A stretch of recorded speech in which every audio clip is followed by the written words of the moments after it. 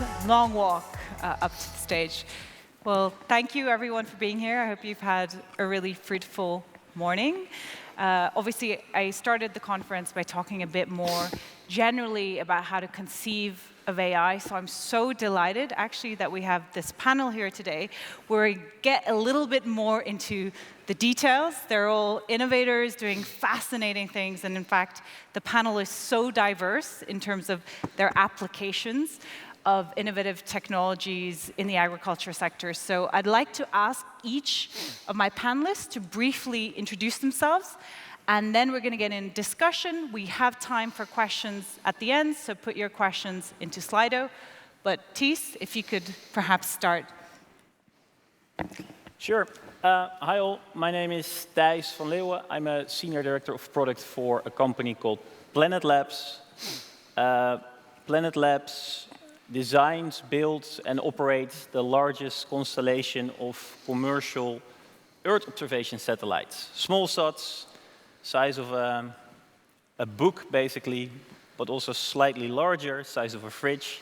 We have more than 200 in orbit right now. And we basically monitor the Earth on a daily basis. We measure what we can see in the visible spectrum, but we also measure things that are outside the visible part of the electromagnetic spectrum, and we build derivative data products out of that, and that's also my core responsibility as a product director. Thank you. Nicolás? Hi, everyone. Thank you, Nina. I'm Nicolás Martelli. I'm the business developer for ZoomAgri. And at ZoomAgri, we're trying to shift the way the testing, inspection, and certification supply chain is measured. So we do quality assurance post-harvest for grains and oilseeds. So we identify the varieties for barley and wheat. And we also determine different defects, such as broken kernels, insect damage, and other stuff that make the quality and the price of the product. And that's kind of what we do in a nutshell. Thank you. And Abby? Hi, everyone. My name is Abby Ramanan, and I gave a talk earlier, but funny story. So in 2015, I attended a program in Mountain View and came up with the idea for the startup there, and it was actually partially inspired by the company that Thijs now works for. One of their, I can't remember exactly who it was, but they came and gave a talk and included their work that they were doing with hyperspectral imaging. And that's how I was introduced to hyperspectral imaging. And then I started a company with my co-founder using this technology for food processing. So taking one of the first industrial sensors that was developed in both the visible and the near-infrared spectrum. And we then developed software that was able to do real-time analysis of different food quality parameters, freshness, ripeness, the presence of contamination, etc. And we were still relatively early stage when we were acquired by another food tech company called Appeal Sciences 10 days before the COVID lockdown. And then I spent 3 years at Google working mainly on synthetic biology, specifically using machine learning to design new proteins for climate applications. And last but not least, Ponsi. Hi, I'm Ponsi, Chief Executive at Inari. So what we do at Inari is we design the seeds to take less land, less water, and less fertilizer. So we use 2 technology platforms. The first one is AI-powered predictive design to understand the genomes of the crops. And once we know it, then we make the expression of the genes to be better by using the multiplex gene editing, CRISPR. And we work on multiple natural genes at the same time, so the crops can be more resilient to the climate change and help with the food security as well as farmer profitability. So we have a huge array of expertise, so many different applications, from agricultural quality assessment to food waste systems to using predictive design and designing seeds, the satellite and imaging. So huge array of expertise here. But maybe I could kick it off by asking my panel, it feels like there is a real moment right now for AI and other kind of innovative technologies in not just the agriculture space, but more generally. What are your reflections on, is there a current moment? What's happening now and what's different? So what's your sense of this moment that we find ourselves in right now? Thijs. It's an interesting one because if I think about AI, or in our case, taking this sort of satellite data perspective, machine learning capability, like we've been using that in our industry for decades, I would say. Right. So from that perspective, not much has changed. Like I think it's, I look at it as, I see that it's really accelerating things, but I also look at it as a sort of hype, like everyone now knows about it. Yeah. But it's very interesting because if I look at the funding and new companies that are now starting, like it means a lot for our industry as well. We sit on a lot of data. So there's the compute component, there is the data component where I think we play a role. And what it does with our industry is that we're really trying to now lay the infrastructure also for all those other companies and partners that can actually tap into our data. So while it's You're not building the that platform. Yes. a little bit, yeah. Yeah. So yeah, right now the AI is taking the stage by storm. It's been a lot in the ag tech sector lately where things have been done in the same way for hundreds of years. And here we're now to change all of that stuff, and AI is kind of enabling that. We were looking to measure a lot of data points and take decisions in the future, but now AI is enabling us to do so. And I think we're kind of now talking a little bit about what it was machine learning for us, which is kind of the old AI now. You were talking about Gen AI this morning, and it changes a little bit how things are being done. But yeah, being able to access this for the ag tech sector will definitely be beneficial for production and other stuff. So. Yeah, I mentioned this in the talk I gave earlier, but when people think of developing machine learning models, they often think, or at least they used to, about images and text, which tend to be freely available. And when we were developing, although of course there are massive lawsuits going on with regard to copyright, but that's a separate topic, when we were building Impact Vision, we needed to build models that incorporated these libraries of spectral signatures, and no such publicly available data existed. So we had to build all of these from scratch. This means we had to go and embed ourselves in a food distribution facility, work with the company, do the ground truth measurements, take the corresponding images, build the training sets, and then continue to iterate until you achieved a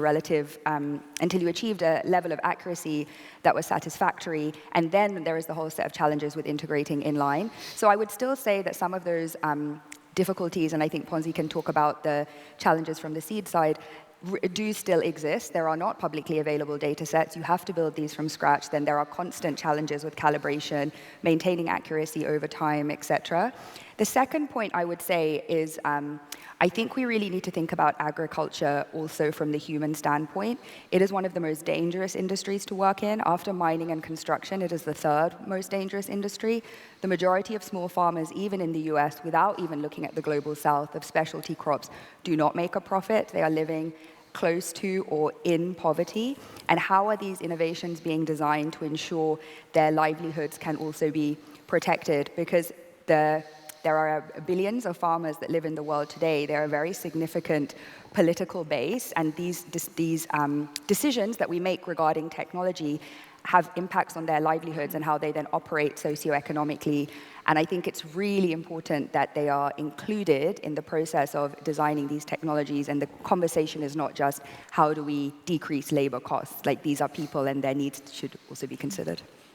Right, and the same insight applies to any application of AI across industries, right? Yeah. Absolutely. Yeah, I think it's long overdue in the area of agriculture in terms of how we apply the AI and the importance of it. It's extremely critical, especially when it comes to the very beginning part of the whole food chain, which is essentially seeds, which is genetics. The reason why it's so critical is plant genetics are actually much more complex than all of us here, meaning that the human genome is actually having only 20,000 genes, and believe it or not, wheat genome is actually 5 times more complex than us. So the question becomes Seems counterintuitive, right? Yeah. So it's actually counterintuitive. Now you started to realize why my scientists sometimes say that I think slower than wheat. So now, anyway, just coming back to this point whereby how you think about Okay, so with those number of genes and the genome complexity there, how are you going to actually learn about it? What are the genes that I need to understand more in order to express them better? And in order to understand those 50 to 150,000 genes, how are you going to go about it? Because it's not a straightforward one. There's a network, there's a pathway, there's how each gene interacts with one another. So it comes into play that the role of that is extremely critical if you want to actually solve the food security and the climate change by adjusting and improving the genetics of the crops better. So, and everyone feel free to jump in, because I want this to feel as much as a conversation as possible. In each of your respective fields and with each of your respective expertise, can you already provide a really specific example for the audience where your research or your work has made a substantial impact in food production or just generally in agriculture? And I know we all have such kind of differing fields of expertise, but that one use case that would be so compelling. Anyone? Perhaps I'll go first. Yeah, I'll go first. As I was talking about the number of genes there, I'll give you an example that, so human genomes, 20,000 genes. Yeah. In the case of soybeans, it's 50,000 genes there, and whether we like it or not, in the history of mankind, we actually have the knowledge of only 200 genes. And out of those 200 genes, only 50 are related to yield or productivity, which essentially is kind of sad, isn't it, that of all those years, that's it, that's the knowledge that we have. So over the past 12 months, we put in place the knowledge around writing the algorithm, developing the assays, as well as collecting the data. It's not only genotype and phenotype, getting into the tissue expression and all sort of epigenetic data. And with that, we essentially discover a lot of novel gene candidates that nobody has discovered before, to the amount that is more than what the history has been doing before, but we were doing it in just 1 year. And if you think about it, that would we be able to do this 5 years ago without AI? Absolutely no way. So that's the use case, that how do you actually do it in 12 months rather than in 120 years? Two quick follow-up questions on that, because that's truly astonishing. Do you expect then that you described how for the majority of agricultural history we've had limited knowledge? Do you now expect that the knowledge is going to go up exponentially? And then from that knowledge that you're gleaning, how long or what's the process to actually developing new crops where you can see a substantial impact? Yes, I expect it not to go linear. Yes, it's going to be exponential. Then it would actually help us with that knowledge. How do we actually make the adjustment to the crops to address the piece around the productivity, so you don't think about it as it's going to improve by 2x or 3x. Can we improve the productivity by 100x? So that's the kind of ambition, the goal that we need to set, given the challenges in the industry and in the food system that we are having, that is increasing the food security, increasing the challenge of the climate change that we all have it. Yeah. Fantastic. Yep, apologies to those who are in my talk earlier, but I think the most relevant example, especially for an Australian audience as the third largest consumer of avocados in the world, is that today, quality control in food supply chains, as I'm sure you also are aware, is highly manual and very sample-based and often relies on destructive measurements like the shear force test, the refractometer, the laboratory oven, etc.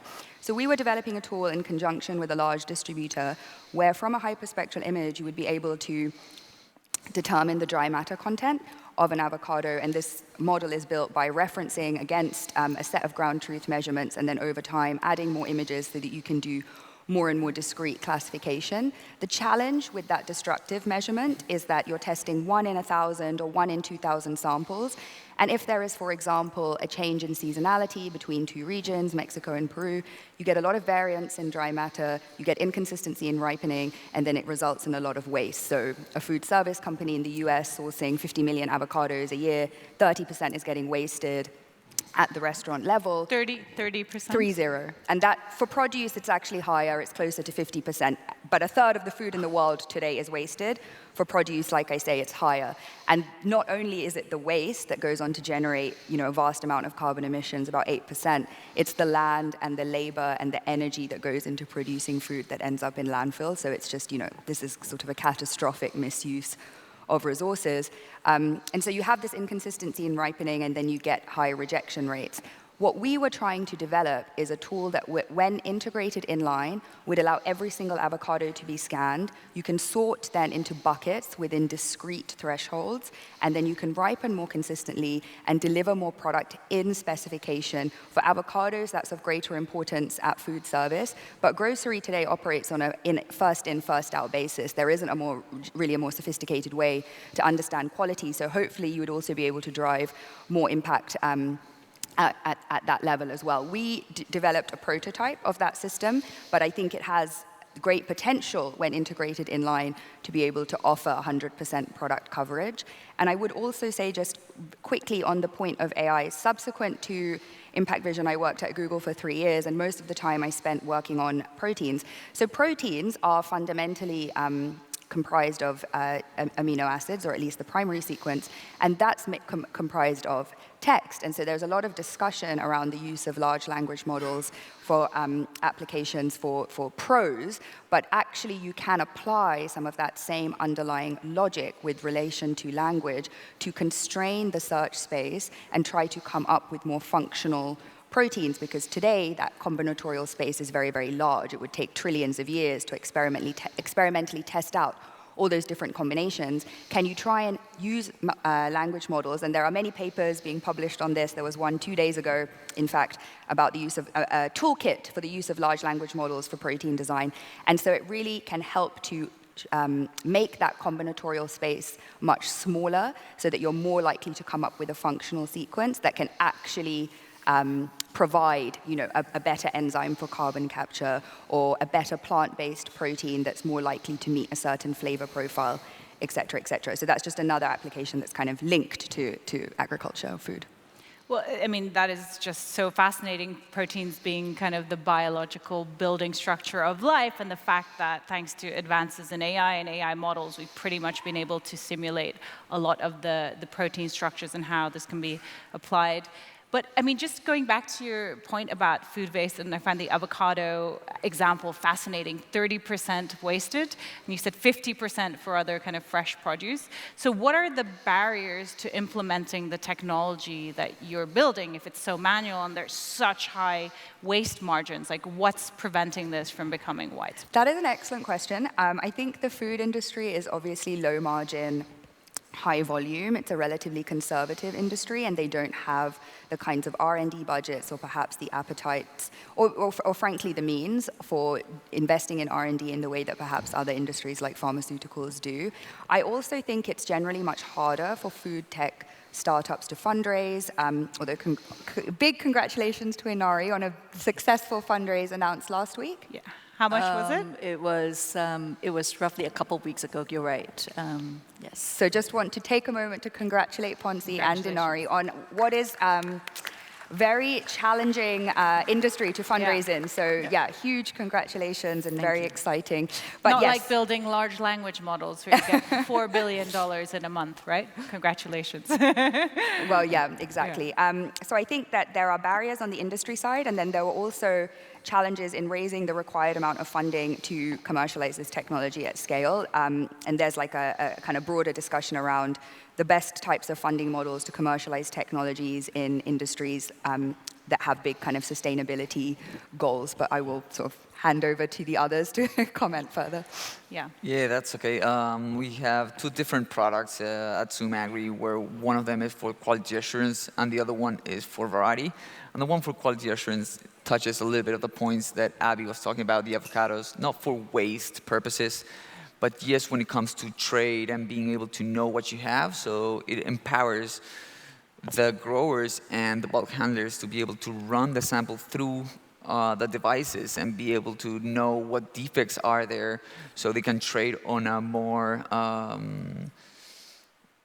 transparent background, and being able to trade comfortably between one another without being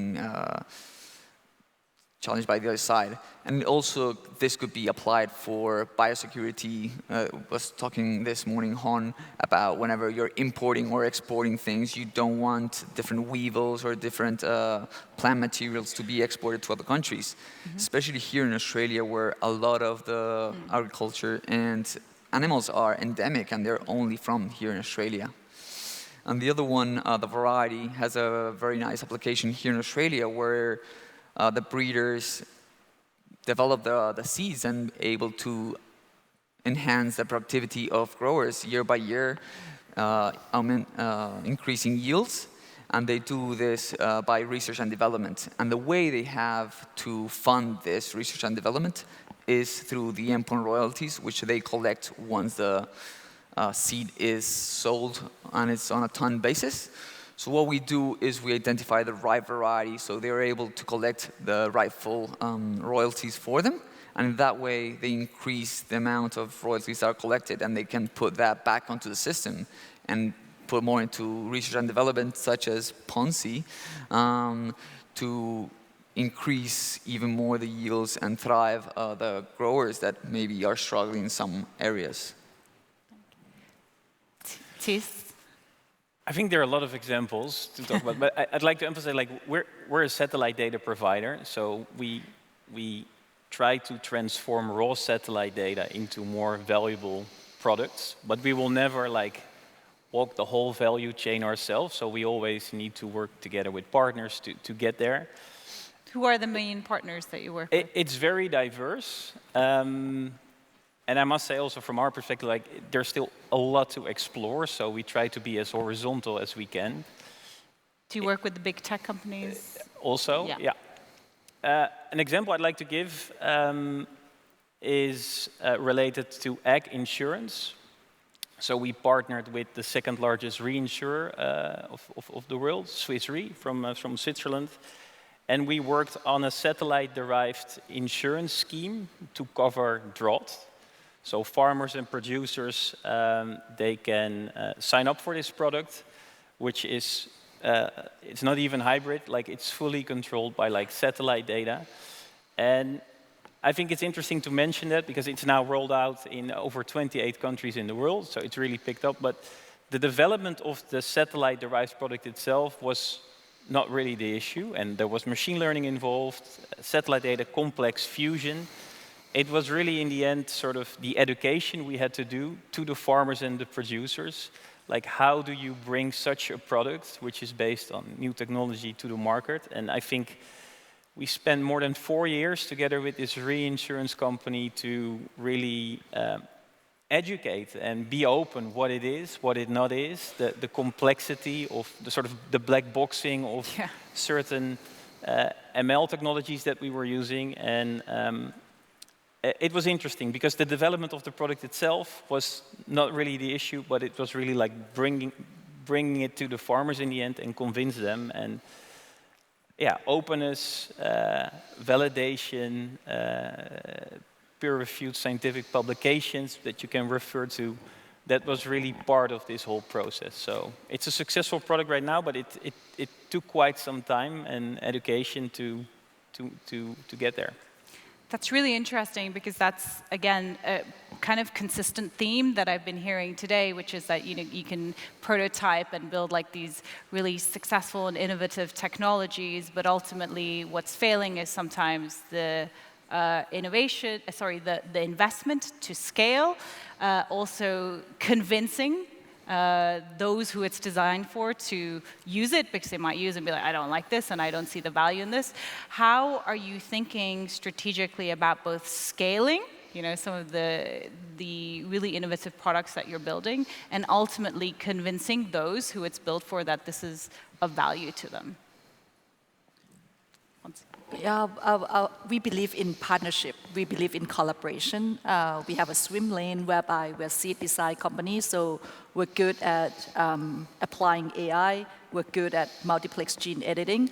But for example, in the case of Australia, we collaborate and strategically collaborate with Integrain who's one of the leading seed companies in Australia here. And this is the case whereby Inari is really good at understanding the farmer's needs.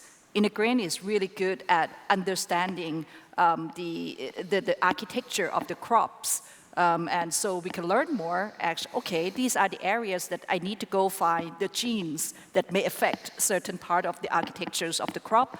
And they understand a lot more about the farmers. So the question is, how do you think about the agriculture? And for us, we do believe that you need to work as an ecosystem. Unless you work as that, there's no way to actually tackle these big challenges. We all have strengths, and it's for all of us here, especially for those companies that just started over the past 7 to 10 years.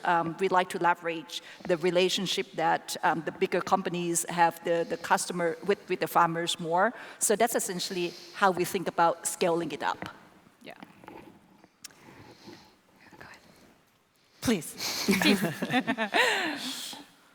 I agree. It's all about partnerships and collaboration. But to be, I mean, that's my view. Like, I think that is also where maybe the ag industry, we still have some work to do, because I think we're on more data than ever. Our capabilities to look at patterns, analyze data, and also towards predictive analytics, like, have never been like where we are right now. But somehow, a lot of companies are also, they're on their own data. It's like, it's pretty exclusive. And I think that is something that's, like, there's some catch-up work to do there. Because in the end, like, from a satellite data perspective, we can easily create beautiful images, but in the end, like, if it doesn't make sense, if we cannot connect the dots, like, what does it really mean? And how can we relate it to, like, ground truth measurements? Crop yield, for example, is, I think, a classic example. Like, in certain regions, we know pretty well what the yield is on the ground, and we're able to connect that to the satellite imagery or drone imagery that's available for that specific piece. But how can we scale that? Like, we need more ground truth data in areas in the world where there are less measurements. And I think openness there somehow, or creating a sort of, like, more global, like DARPA-like R&D field, like, I think there's a lot we can win there. I know this is more complex, but I think that is sort of limiting the scaling at the current. So essentially, you're kind of building the platform with all this vast repository of satellite images, and to supplement that or augment that with real-world data from farms on the ground to match that up, make that data set more valuable? I mean, in the end, like, we can measure whatever we can measure, but we need to connect it to the reality, which is still the sort of the ground truth. So how do you deal with skepticism from farmers or producers to say, well, we don't want to share our data? Why? What? Or like distrust, you know, that's just more generally a big thing in any kind of enterprise adoption across industries where data is recognized to be valuable, and you know, individual producers or farmers or entities might not want to have the open DARPA model for sharing data or insights. Have you encountered that? Oh, yes, yeah. Or our partners have encountered that. And I think, I mean, it's fair, I understand it. I think it's Who would be skeptical of sharing their data? There you go. That's fair. But I think that's also where this education piece comes in. Like, let's make sure that we publish more, or there are more peer-reviewed publications. They're like, what can we really do? When there's more convincing stories that we can share, I hope this opens up. And do you expect that that is just going to, you know, those like case studies, those stories are just going to start emerging as part of just, you know, as the technology evolves over the next 3 to 5 years? So I think it's going to accelerate, definitely. The utility will be so much more, so one of the big challenges, and I mean, each of you in your respective fields is obviously looking at this as sustainability, environmental impact. We kind of briefly touched upon it in the case of, you know, what Ponsi is developing, but perhaps we could all speak a little bit more about how you see the emerging technologies that you're building, the companies you're working with, how does that tie into, the fact that we need to produce more food than ever for a burgeoning global population, and this is happening at exactly the time when we're hitting the environmental limits of the planet. How do you see technology and sustainability and AI? What does that equation look like to you? I think that in its most reductive form, these technologies, AI and robotics, etc., can help us produce more food with an environment of constrained natural resources. I do think it's important that we acknowledge that algorithms are optimizing for an objective function, and if it is designed to maximize the yield of a particular crop, it may do that without regard, or it almost certainly will do that without regard for the negative externalities, whether that's an overuse of pesticides, which can then lead to other negative environmental impacts, eutrophication, etc. So it's really important that it is a holistic approach is taken, just optimizing for one variable for a short-term success, especially when you're looking at a system like agriculture that is so interdependent on a number of other factors, climatic patterns, weather patterns, drought, et cetera, et cetera. It's really, we have to be very careful when we design these algorithms and we design these systems. What are the objectives that we're optimizing for, and over what time frame, and who benefits and who is potentially harmed by that? So I think that that's one consideration. And yeah, I will pause there. This morning, they were talking a little bit about circular economy and how to reuse some of the waste. But I think AI will provide us the tools to go a step further and try to reduce those wastes and being able to increase productivity, especially now coming with precision agriculture, knowing how much water is needed for each and every plant and controlling that on a micro level instead of just watering the whole paddock when some of the plants didn't need that. I saw this fun ad from one of the companies. They were just pouring water on top of the table instead of one of the glasses the guys wanted to drink. And that's kind of sometimes what we're doing, not only with water, but also pesticides, which those chemicals, some are very harmful for us. And just being able to target those plants that are having the disease and not the whole paddock will also be super good for the future. I would just add one quick thing. There has been decades of research, justifiably and rightly so, into row crops and staples, and of course the work that Ponsi is doing is accelerating that. But there are a number of crops, sorghum, cassava, quinoa, etc., that are the staples of the global south, and billions of people rely on their cultivation and farming, and currently there is very little technology that is being developed to improve yields or use natural resources more optimally for the growth and development of these crops. So in this context of how AI and these technologies are being used to improve yields, we have to also take a global perspective and make sure that the development of these technologies includes crops that billions of people outside of the kind of global north depend on. For us, as companies, as private companies like us here, AI and sustainability actually have something extremely in common in terms of operations, that they don't sit on the island by themselves. How do you actually embed the whole AI usage into the day-to-day operations at what we're doing? Secondly, sustainability for us is not just only the goal, but it's actually day-to-day operations of every single one in the company that we're working towards too. So we just don't have, particularly as sustainability department, we don't really have like specifically that only the AI group of people would do it. In fact, it's the whole scientist group, it's the whole product development group that use those two things every day. I'll give you an example that when it comes to the sustainability, we go as far as having the, by the way, we have the ESG committee set up before we had audit committee.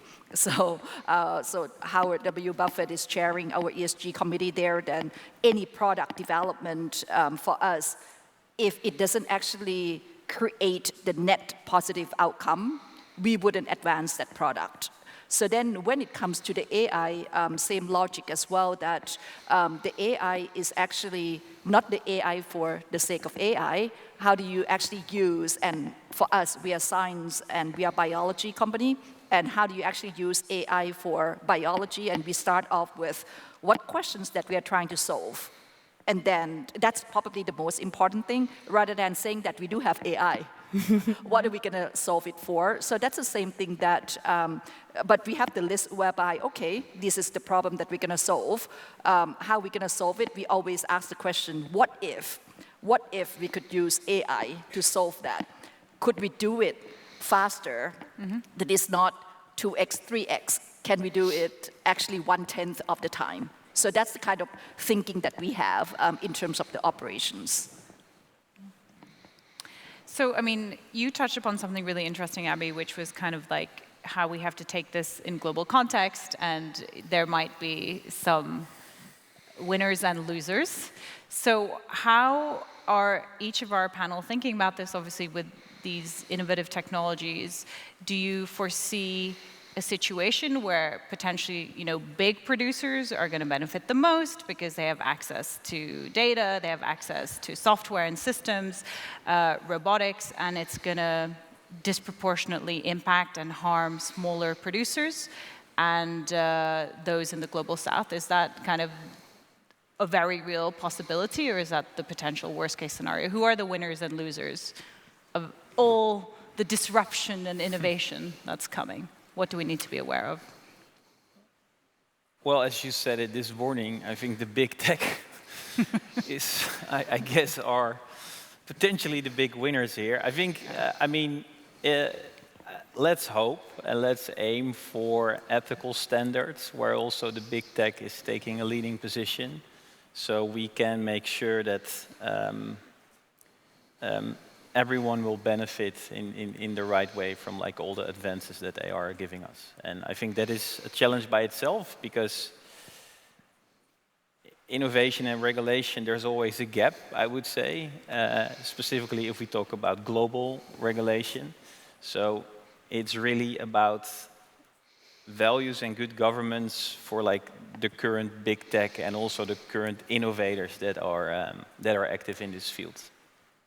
And I'm someone who's always positive, so I have good hopes. But like it's going to be interesting and it's going to be complex, because global regulation with all the things that are happening right now in the world, like it's hard. But let's be positive. As Thijs was saying, is converging a little bit onto the bigger companies, and those are going to ones that have the most advantage, I think. Today, the Magnificent Seven, as they call, like Microsoft, Nvidia, as you were talking this morning, took to the 1 trillion club. Those are the ones that are making the biggest advantage today with this technology. And I think one of the biggest risks will be accessibility and having everyone access this kind of technology and thrive upon it, and not have losers and winners. It was a very good thing. We had the revolution of probably the internet, and that being accessible for everyone and being the education center. I hope we can do the same thing with AI and having platforms like ChatGPT that's easy to use for everyone, cheap or free in this case, is going to be super important. We as a company, we try to use software as a service. So we give our hardware on a loan for use agreement. So in that way, we lower the barriers of entry to give small growers and big bulk handlers the same possibilities to access this technology. Of course, they're going to probably access to bigger contracts and probably better pricing. But the idea to be able to use the same technology as others will be crucial in this time. Abby and Ponsi. Yeah, but I was afraid, and I used was, and then I'll come back why I used the word was. I was afraid that agriculture industry will not be winning, and let me give you a little bit of context why I said what I said. So it's the industry whereby it has been, and it continues to be, getting extremely limited funding and the support from the government. I'll give you an example that when we talk about pharma industry, some of you may have heard about AlphaFold DeepMind. How many of you have heard about that, right? So when you actually go back that, yes, the AlphaFold got breakthrough in terms of their modeling and their work around the protein folding.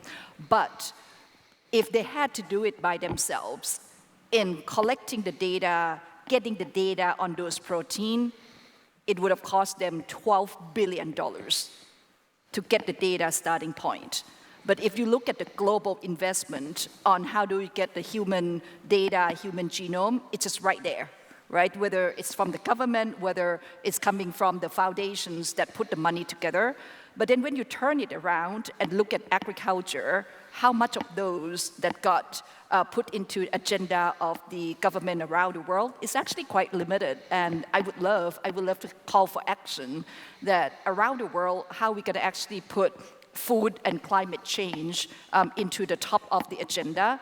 And that would be the part that would get us a long way in terms of agriculture here. And the reason why I used the word was, I was quite impressed with this morning talk from Senator Watt. It was pretty impressive hearing that how the Australian government thinking about supporting the innovation overall in agriculture. It's pretty refreshing. So, I mean, just to that point, have you seen different approaches from different global markets, or has the Australian approach struck you as the most innovative, or are you seeing? I have limited knowledge about Australia, but I would say that in general, globally, you will put pharma industry ahead of agriculture in terms of the investment, in terms of spending, and that's fact that we are facing.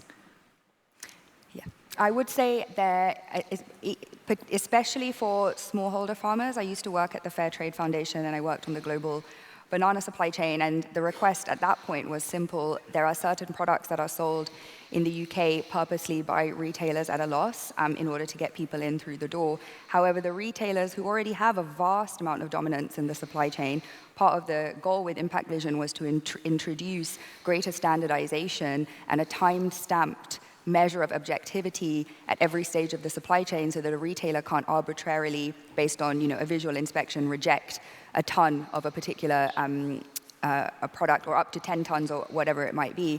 And the wholesaler or the distributor has very little power because the retailer can just say it's not in spec.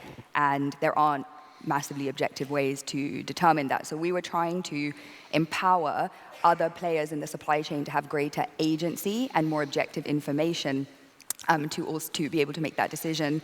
But when I worked at Fairtrade, the whole campaign was in order to lobby the government unsuccessfully to regulate against these retail supermarket price wars where they sell products at a loss and then they push that cost onto producers in emerging markets. And I was working with banana farmers in Colombia at the time. So yes, the global south, I think there is a big risk, and I think there needs to be a bigger discussion around open sourcing, publicly available funding for building data sets that can improve yields and productivity in those areas where there just simply isn't the kind of private capital that can go into startups, or there needs to be different types of investment vehicles, there need to be greater focus, there needs to be more kinds of partnerships. I think there's lots of different solutions. I think even in the US, there are a lot of farmers, like I mentioned earlier, who are living in poverty if they're working on more specialty crops and they're smaller farms. And I feel that given the kind of tensions that exist in the world today, it's very important that people working in agriculture and other sectors, water is another massively underfunded area of innovation, really do receive the appropriate attention, because I think that further economic marginalization will have very serious consequences. So we touched upon, some of the potential downsides. We talked about ethics, and obviously that's such a buzzword when it comes to AI, just AI ethics and responsible AI development. But let's try to quantify that for this audience in particular, some of your views or your thoughts on what does ethical AI development, this could be a 5-hour conversation, 5 million day conversation, but just maybe some principles for the people in the audience, for our audience today, when they think about responsible or ethical AI development in agriculture, what are some of the foundational principles that they should insist on, that they should use to frame their mindset, in your view? It's a hard question. That's why I'm asking you. let's start with openness. That is my 2 cents here. I think like be transparent, like where are we? Like what are the things we know? What are the things we don't? Like that's where it starts. So also open our data, make sure that the scientific community is connected to it. So and is that happening in agriculture or even in, you know, just well, I think there's some positive signs, but like the fact that like what we just discussed, that people are on their own data and like are not willing to share it. I think that is something we need to break a little bit to get that flywheel started. So I think that is an important starting point, at least for me. Yeah. Us ourselves, we do not work on the most controversial aspect of this. We normally try to assess grains, and if we do a grain wrong, it's not as bad as assessing a person wrong. So there's been a lot of AI applied onto more ethical issues such as convictions or stuff like that, where that gets a lot more pressure from the outside. But I totally share about being open, and we try to work with the growers or stakeholders and everyone in the supply chain to be able to say, hey, this is what we're developing, this is what we want to achieve, what are your objectives, and we try to back test it against them. So when we have erred and try to correct that with them. So I think working as a community definitely in this space will help us to be more transparent and be more ethical. Yes, I agree. We were also not working with, by any means, the more controversial elements of AI. Taking hyperspectral images of avocados and other food products is fairly benign from a data perspective. I would say it is the discussion around open sourcing, whether when you're part of a big tech company or even if you're part of a small tech company, can be tricky. I think open sourcing, where possible, publishing not just data sets but methodologies so that the research community in general can be developed. There are some problems, especially ones as complex as how to transition to net zero, how to improve the productivity of the agricultural sector that cannot be solved by one player alone. So how do you create a more open source community people can build off of each other's research? I think also it has to, of course, be participatory. I think we've seen some of the challenges of Silicon Valley companies developing products or services without having a full understanding of some of the unintended consequences or of the beneficiaries. So I think open sourcing, developing a robust research community, having publicly available data sets, having accessible APIs, all of these things wherever possible, because data is still a big challenge. Acquiring data is costly. Maintaining data sets so that they deliver consistent results is laborious and also costly. So how can there greater collaboration be fostered? And I think that the standards, like we've alluded to in agriculture for ethical development, will be a bit different to some of those more consumer-facing applications where there's like a lot of risk of bias and different populations being marginalized. I will say, I think the single most unethical use of AI is sort of AI-enabled warfare. And I have to be brave and say that the sort of AI-enabled massacre that is ongoing in Gaza currently has just been unbearable to watch. And I have been personally, with many, many billions of people around the world, advocating as much as I can for a ceasefire. So we separate it into two parts.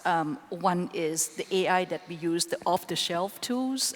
So that part, we essentially pretty much adopt the guidelines, whether it's the country or the global guideline. For example, we actually do not use AI when it comes to interviews, when it comes to recruiting, when it comes to performance management, just to make sure that we don't have the bias around those.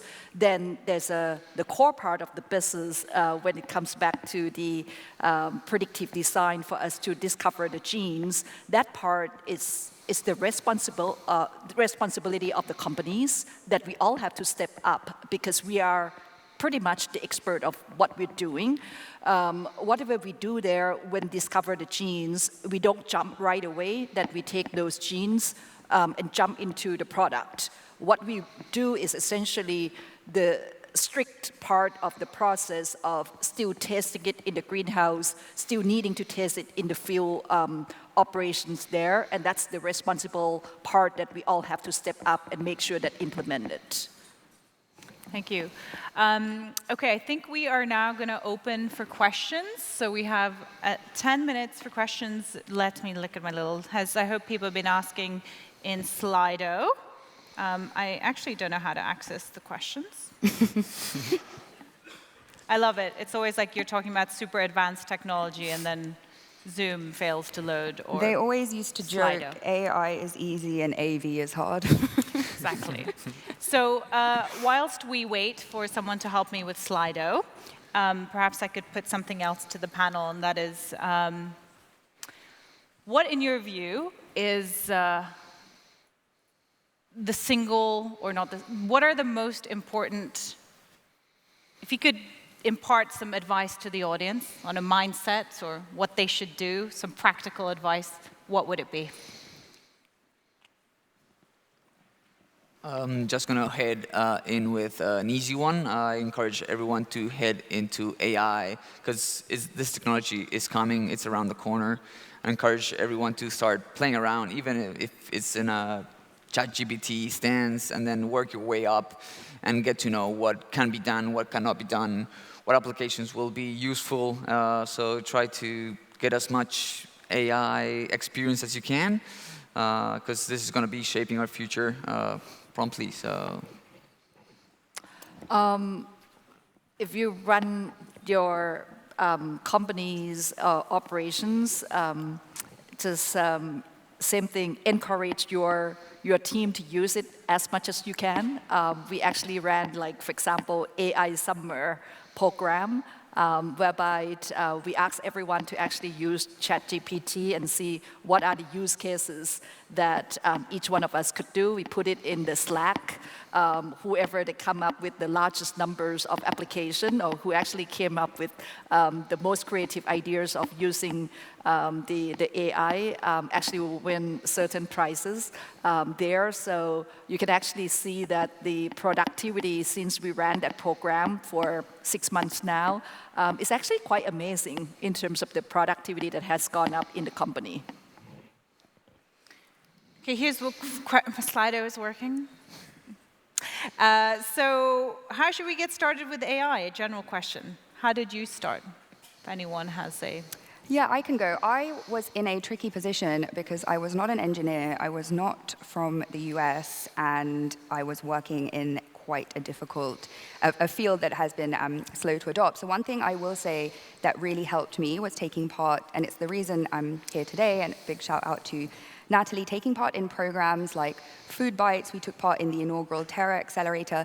We really needed to understand from a breadth of companies what their problems were in the supply chain, how could this technology possibly help them, what price point would be viable. And given the dynamics of the food system, it meant that we ended up working with very large, either the top 5 in their category in terms of distribution, because that was when they would see a return on their investment. So hundreds of thousands of tons, 350,000 tons of potatoes being processed a year of that scale. So I don't know exactly what my advice would be for empowering smaller processors and distributors, given the kind of cost structure of the food industry. But I would say, I think a very valuable place to start is to look at the companies that are already out there. What kinds of technologies or what types of AI, most of which is machine learning, are they developing? What kinds of problems are they solving? And if you have the opportunity and want to trial something out, I would approach people who work at these accelerators that are specifically for agricultural technology companies. What have you seen succeed? What has failed? I will say for the food industry, if you can do just a software business that doesn't have the unit economics of hardware, it is more likely to be successful, again, just given the cost structures.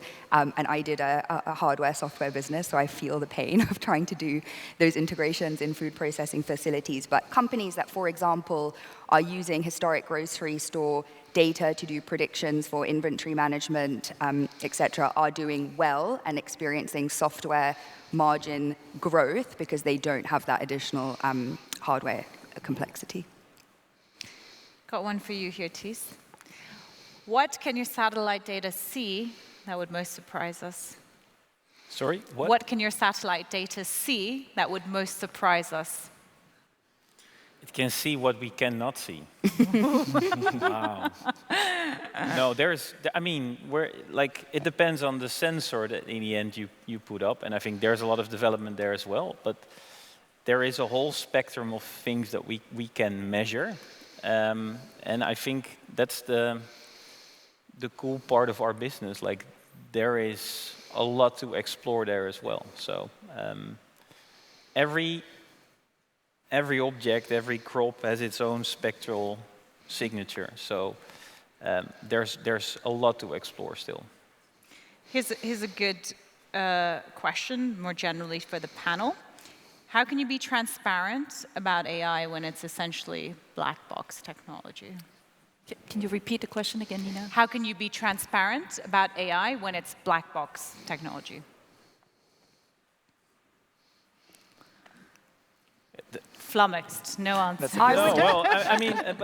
I would maybe just refer to the point I made earlier that wherever possible, build and contribute to a research community, make your methodologies available for researchers and academics and other industry professionals to build on and improve. It strengthens the overall contributions to the field and does lead to a more inclusive and transparent development process. So this is a question for Abby, but anybody else feel free to step in as well.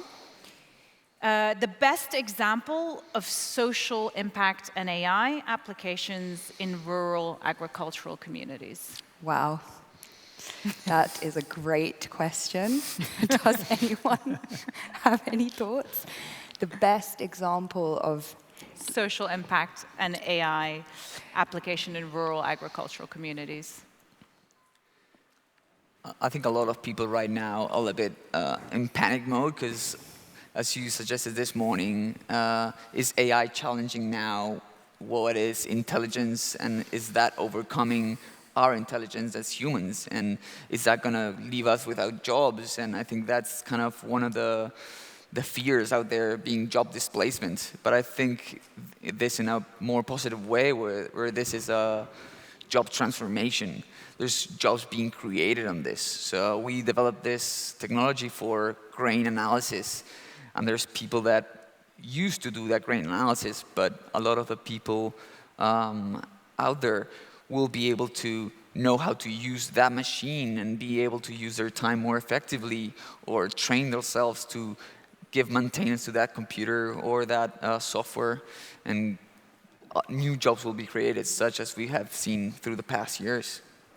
And I think you probably know, but one example is being able to provide farmers with just more granular information about weather and climate. So using satellite data predominantly, not the sensors that we worked with, and then turning that information into an SMS, because that technology has, cell phones have proliferated throughout rural communities. In India, farmers have cell phones. So taking satellite data, analyzing it, and turning it into a text-based alert with useful information on the farm, I think has been very helpful.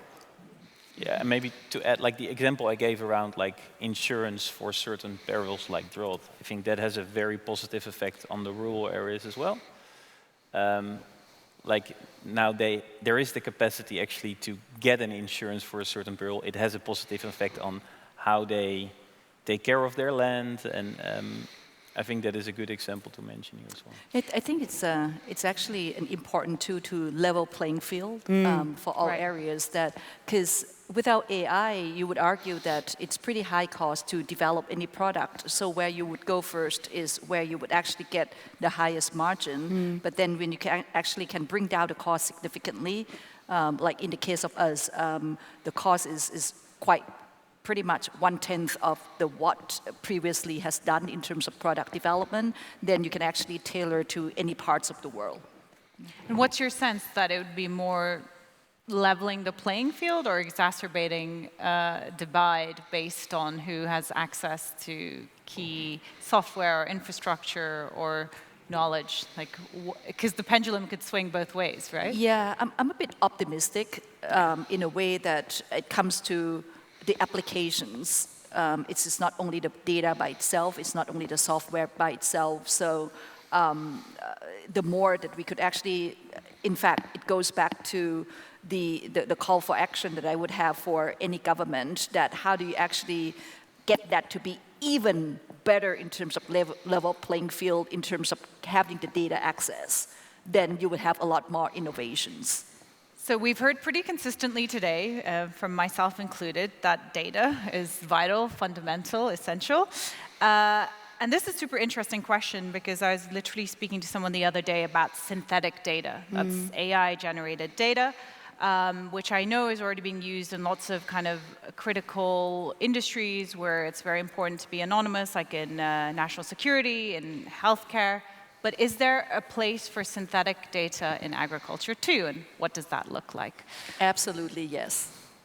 Yeah. Absolutely, yes. In fact, it is needed much more than any other areas, because to train that complexity of the agriculture, of the plants, of the genomes, for us, we actually started to use and produce the synthetic data in order to train the model even more. Absolutely, yes. I agree, it's very important. We tried, we didn't get good results. I wish everyone else very good luck in making it work. But it is very, very important given the scarcity and cost of acquiring data sets. And I think it's very important as well, but it's very hard to do as well, because you still have that data set and you try to create that synthetic one, but you need to do the adjustment correctly. For us, being able to identify the right variety through different years, you need to have variability from different farms and different weathers and different places. So we try to augment those pictures to be able to create more variability and identify those grains that we have never seen, but that's not as easy as it sounds, and you still need to have a previous big data set to be able to recreate that.